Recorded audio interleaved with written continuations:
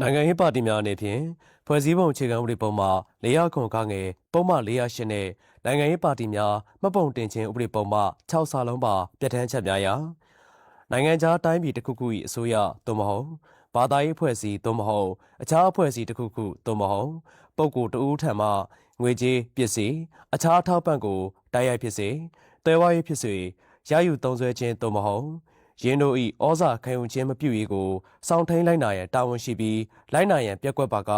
နိုင်ငံရေးပါတီဖြင့်မှတ်ပုံတင်ထားခြင်းကိုပယ်ဖျက်ရမည်ဖြစ်ကြောင်းပြည်ထောင်စုရွေးကောက်ပွဲကော်မရှင်၏ဩဂုတ်လ8ရက်နေ့2022ရက်စွဲပါစာအမှန်9မြင်းဆောင်နာငါရတက်ကြီးကျက်49ကမာယာဖြင့်နိုင်ငံရေးပါတီအားလုံးကိုအကြောင်းကြားခဲ့ပြီးဖြစ်ပါတယ်။ထို့ပြင်နိုင်ငံရေးပါတီများအနေဖြင့်နိုင်ငံခြားတိုင်းပြည်တစ်ခုခု၏အဖွဲ့အစည်းသို့မဟုတ်လူပုဂ္ဂိုလ်များနှင့်တွဲဆုံရန်ရှိပါကပြည်ထောင်စုရွေးကောက်ပွဲကော်မရှင်သို့ကြိုတင်တင်ပြပြီးခွင့်ပြုချက်ရရှိမှသာတွဲဆုံရန်ဖြစ်ကြောင်းနှင့်တင်လျော်သည့်အစီအမံဖြင့်စစ်စစ်ခွင့်ပြုပေးမည်ဖြစ်ကြောင်းကိုလည်းပြည်ထောင်စုရွေးကောက်ပွဲကော်မရှင်၏ဩဂုတ်လ10ရက်နေ့2022ရက်စွဲပါစာအမှန်9မြင်းဆောင်နာငါရတက်ကြီးကျက်51ကမာယာဖြင့်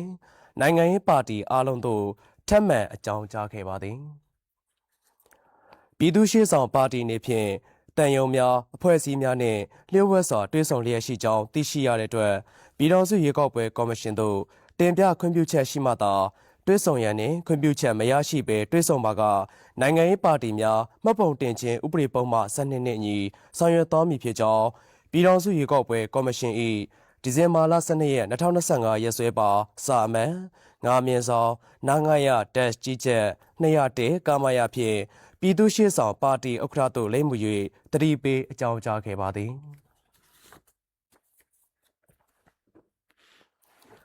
ပြည်သူ့ရှေ့ဆောင်ပါတီဥက္ကဋ္ဌဒေါက်တာတသက်ခိုင်နှင့်ဗိုလ်အလုံးမှုဆောင်အဖွဲ့ဝင်ဒေါ်ထထလှိုင်တို့သည်ပြည်ထောင်စုရွေးကောက်ပွဲကော်မရှင်သို့ခွင့်ပြုချက်တင်ပြခြင်းမရှိဘဲ2025ခုနှစ်ဒီဇင်ဘာလ18ရက်နေ့လယ်2နာရီမှ3နာရီအချိန်ခန့်အထိ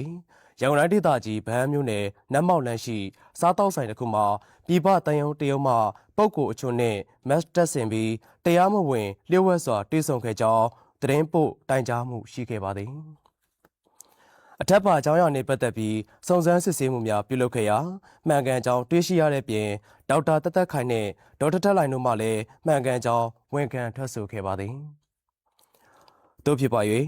ပြည်သူ့ရှေ့ဆောင်ပါတီဥက္ကဋ္ဌဒေါက်တာတသက်ခိုင်နှင့်ဗိုလ်အလုံးမှုဆောင်ဖွဲ့ဝင်ဒေါ်ထထလှိုင်တို့အားဥပဒေနှင့်အညီအရေးယူဆောင်ရွက်သွားမှာဖြစ်တယ်လို့ပြည်ထောင်စုရွေးကောက်ပွဲကော်မရှင်မှသတင်းရရှိပါရခင်ဗျာ